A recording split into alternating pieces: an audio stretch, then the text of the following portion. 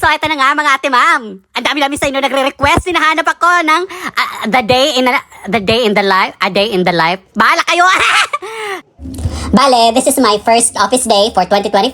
At syempre, pagkadating ng opisina, magmerienda muna tayo, may palugaw si Mayora. Meron na din akong protein bar at saka dates. Yan yung ngangatayin ko habang nagkukunyaring nagtatrabaho.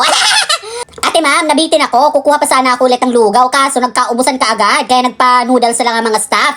Ano ba yan? Ubus agad. Pero carry na din. At least may binigay. Syempre, pagkatapos kumain, hindi muna tayo magtatrabaho kaagad.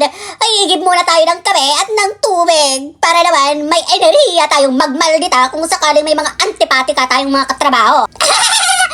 Lang, ate ma'am. Yung totoong dahilan talaga ba tayo nagkakape para may energy tayong magkunyari. O, ayan, kunyari may mga pinipindot-pindot. Pero, hello, wala naman talagang ginagawa. Tas ayan, may biglang pagpupulong, may pamiting si madam. Ano kaya mga pinag-uusapan ng mga to? Malay ko ba? Tapos, ate ma'am, at this point of the day, let's go for our second round of coffee. Oh, pak, may pag-brew si ate ma'am.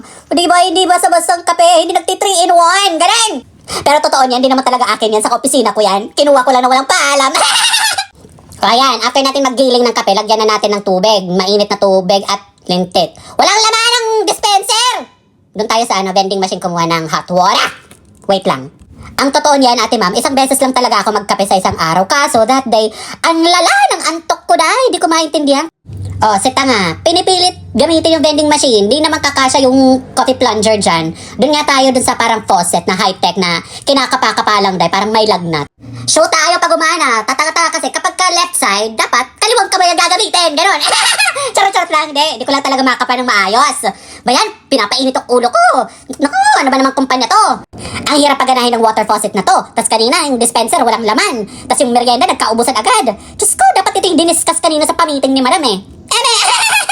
Ang daming reklamo ng ate ma'am nyo. Ano, akala mo naman talaga, napakatinong empleyado.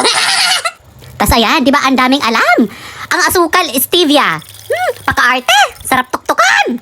Tas ayun, mag-lunch na tayo. Dito tayo kain sa sa Always Open. Parang ngayon ko lang tong nakitang fast food na to na para siyang 7-Eleven or mini stop, ganun.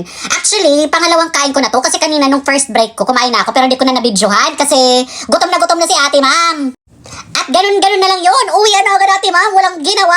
Tapos, uuwi ng masaya.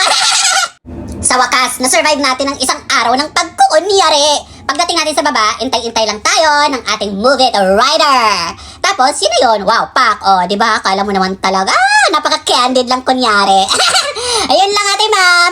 Bye-bye. Maraming salamat sa panonood sa inyong ate ma'am, Maria Prettiest May.